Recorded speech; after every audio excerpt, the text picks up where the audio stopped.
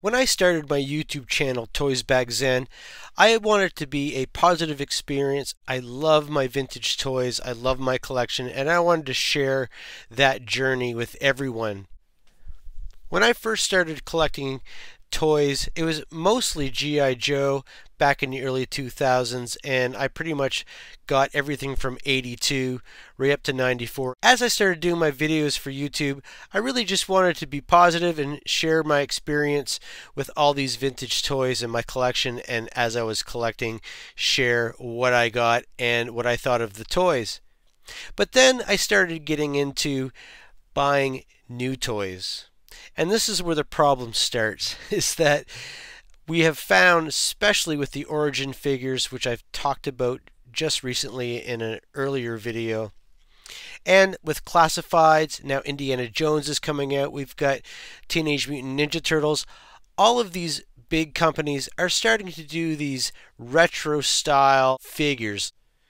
And although I do like these figures and I have been buying them, but as I've reviewed these toys and opened them up, I have been dissatisfied with my experience, not only perhaps with some of the toys, but mostly with the distribution. But this video, I'm going to turn that around a little bit. I went to my Toys R Us this weekend, and I was blown away by the number of toys that I'm interested in buying and how much they had in stock. I haven't been going to Toys R Us that often. I've been going to my GameStop. I've been finding that their prices are better, and I've been finding things that I actually want. But when I went to Toys R Us this weekend, I found the Teenage Mutant Ninja Turtles. I found the Indiana Jones that I was expecting to see. Although I only had one from GameStop, Toys R Us had a whole end display of the different Indiana Jones figures, not only the 3 3/4 ones, but the larger ones that they're putting out. I also found a huge aisle of classified figures, ones that I was thinking I would never find, because every time I went to Toys R Us in the past 2 or 3 years, I never found anything unless I went every day.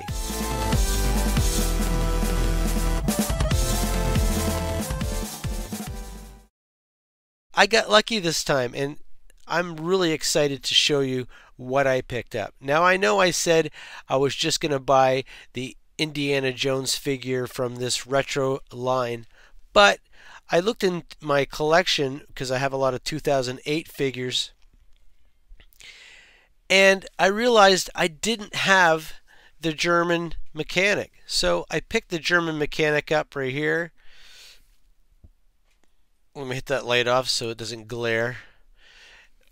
Here he is. I think he's really cool. Now, the nice thing, and this time I paid attention, is my Indiana Jones, the legs where they articulated here in the crotch, there was a lot of space there, and it looked weird. And these ones here seem to be much, much better. And I also got a second figure too, not just the German mechanic. I also got Marion Ravenwood. Now, I already have this figure from the 2008 line, and she does have soft goods, but the reason why I wanted to check this figure out is because I've never had the vintage one. She does come with a monkey, but also her legs are quite close together, and I'm wondering if the construction of this figure is the same weird construction that we see on the other figure and the Indiana Jones. So we're going to open that up and check her out. That's really cool.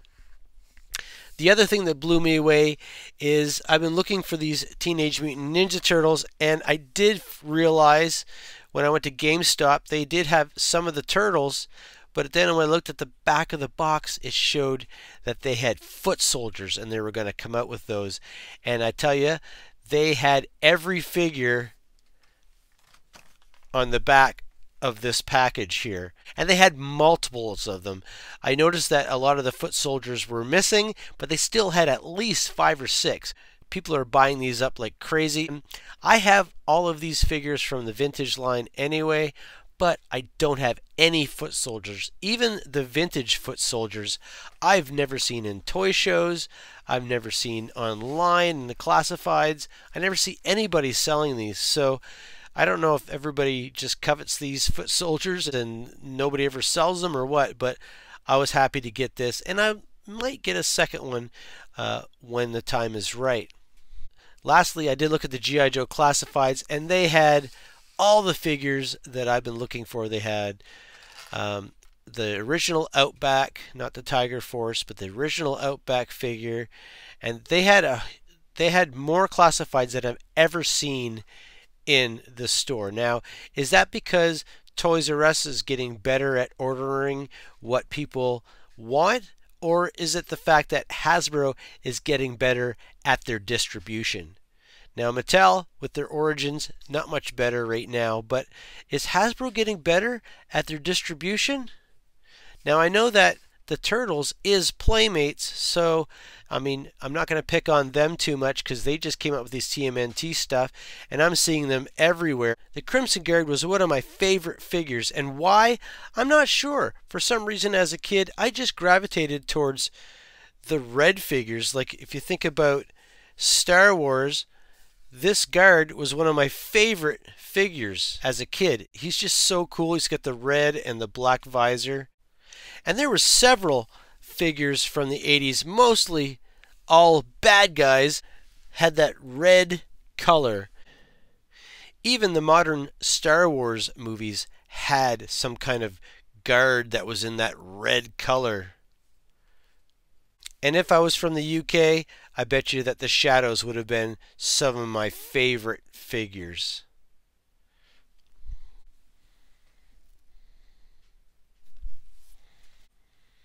So let's get these toys open and check them out and see if they're any good. Starting with the foot soldier, let's take a look at the card. We've got foot soldiers all over the card. Explosions in the front. And then if we look at the back, you can see all of the figures. And you can see that these are 2022, even though it's 2023. They must have been out for a while, maybe in the States. We're just getting them in Canada now.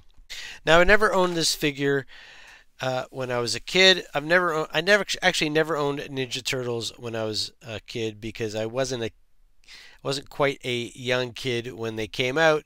I was in high school, and I know some people collected toys in high school, but I didn't. I stopped playing with my toys in grade 6 or just after grade 6 because there was other things that were more important than that in my mind. And so I never really got into these. I remember watching the movies in the 90s, and I remember seeing the cartoons on TV.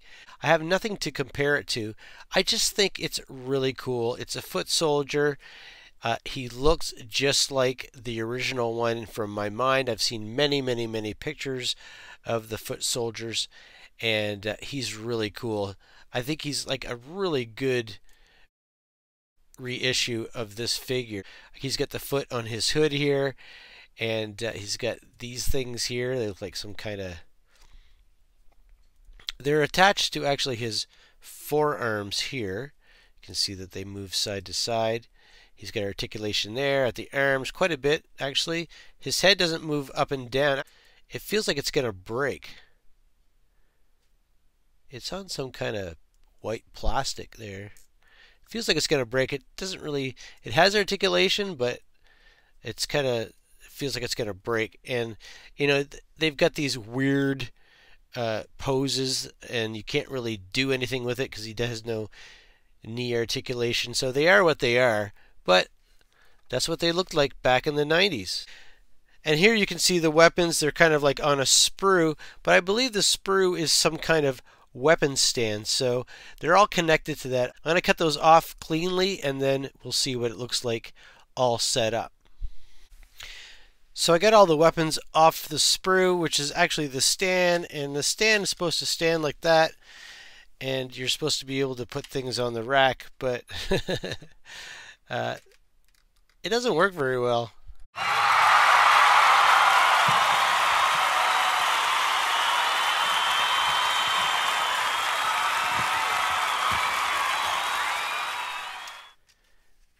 The stand doesn't even stand up very well, but you know, they're trying to recreate something, but I think they could have updated the stand a little bit and made it a little bit more useful because it's not really useful right now. So we have this thing here. Put that in his hand. Boing. We've got a knife. Knife fits in his hand really well. And you've got this grabber thing. And that's all I really have to say about that figure. I'm glad that I have him in the collection because I've never had him before. And I think if you're going to collect Ninja Turtles, then Foot Soldier is definitely a must. So I'm glad I have him. I'll probably get a second one when I get an opportunity to. Next, taking a look at our mechanic, our German mechanic here. I really like this figure. His face is kind of wonky on one side, a little lopsided. I don't know if the original figure that Kenner made was like that. He's got his action here. You can put the wrench in his hand. I think the wrench in the movie was way bigger than this wrench.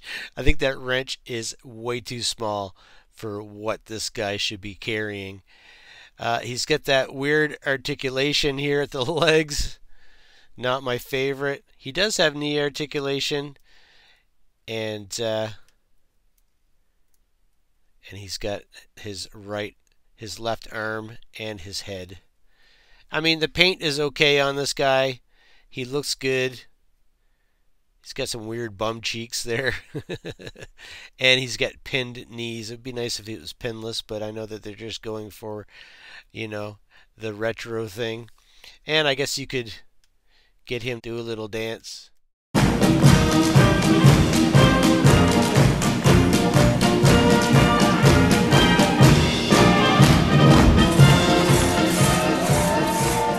That's all I've got to say about him.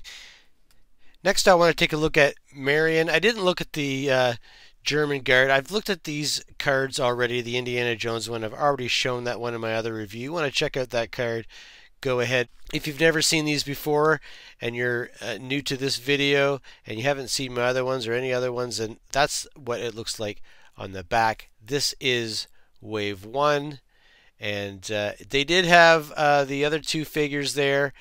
And those are going to be peg warmers for sure. There were more of those there than the other three, and so I'm not worried about getting these. I'm sure I'll be able to get them when they go for sale. So let's take a look at Marion now. So first, Marion comes with this monkey. Not that great detail. The detail is actually pretty bad, but there is not a lot of paint apps, and I don't know, it's hard to say. I think that maybe if I didn't know it was a monkey, it would be hard to tell what it was. This is a pretty premium figure compared to the mechanic, who just came with a little tiny wrench that's way too small. She comes not only with a monkey, but she's got soft goods, and she's got holes in the bottom of her feet, so you could actually stand her on a stand because she would probably be pretty hard to stand. But really what I want to check out is what kind of leg. See, the same kind of thing. Like, why do they do that? What is the purpose of her having legs like that? I like the fact that her soft goods is made really well. There's not only a lining, but then you've got the lace on the outside. It looks like pretty good material, and it's got a design on it. It looks really nice. I do like her face sculpt. I think it reminds me of the original figure, and it's got that Kenner look to it. It looks really good. She's got texture to her upper part of her dress. She has no action like the other figure. And that's fine with me. I don't think that those action features are really necessary for these collectibles. So I think she's really cool. I'm actually glad I got both of these. I said I wasn't going to get any more, but when I saw them at the store, I think that they were better than I thought they were going to be in person. So that's really cool. Looking at the box of the Crimson Guard, there's not much to it. It's nothing special really, I don't think. It's nothing different that we haven't seen. And I mean, it still looks nice. The Crimson Guard with the sword there, that looks really nice. And it's interesting, it has money on the side. I wonder what country that money is from. It kind of looks Canadian, to tell you the truth. I wonder if that is on purpose. That looks like Canadian money. I wonder if it's different on the American one. And before I forget, this figure is number 50. Next, I really want to take a look at this Classifieds figure. He, like I said, was one of my favorite Cobra figures, and I am stoked to have him in my collection. He looks fantastic. His boots look like leather. He's got buckles on his boots, pouches, knee pads. He's got a holster here. He's got another holster here for his knife. He's got quite a few accessories. We all know his articulation, so I'm not going to go through that. Let's take a look at that silver cobra symbol there on his chest.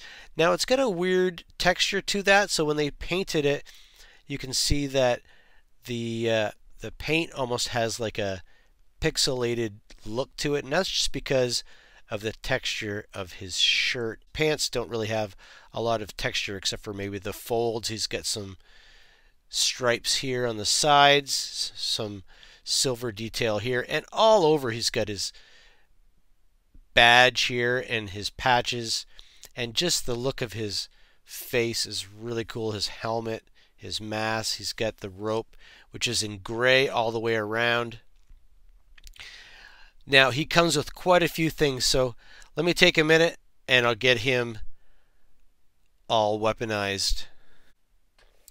So looking at the vintage figure along with the classified figure here, you can see there is some updates with the paint, the accessories, and the detail. You can see how the silver continues down there where it does not continue, even though there is that detail on his shirt and coming down underneath his belt. It just was not painted. So they painted that. A little bit extra paint detail on the mask. We also have a holster with a gun, which is the same on the vintage figure.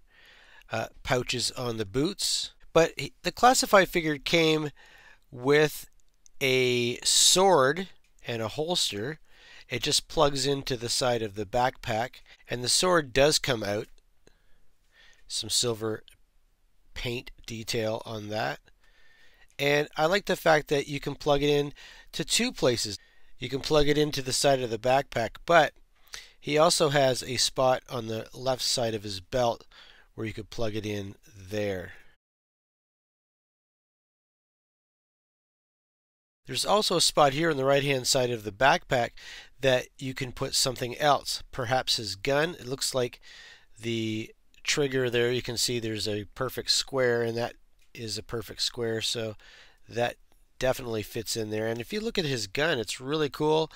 It reminds me of the original gun from the vintage figure, but with the paint detail, we've got some silver on the blade. Really neat. I love this figure. He also has a sheath here, which he doesn't have on the vintage figure, and another styled knife here with the silver detail. Really nice. So I like the updates. They're good updates. I'm not really sure if it would be a make or break if it didn't have the sword. Actually, it'd be okay if it didn't have the sword, but I like the fact that they did include it. And I'm sure there's a lot of fans out there that likes that too. So that's okay. I like it. Anything they can give us that's extra, I'm in. I'm really happy with these figures, and I'm glad I picked them up, especially the Classifieds Crimson Guard. What a fantastic figure. Even the Indiana Jones figures, although minimal, are pretty good. And how could you not like the foot soldier, especially if you don't have one in your collection? He fits really good in with the vintage figures if you have a vintage collection. Thanks for watching this episode of Toysbackzen. I appreciate everybody who's subscribed to me right now. And please subscribe if you haven't already and if you enjoy this content. So thanks for watching. See you later.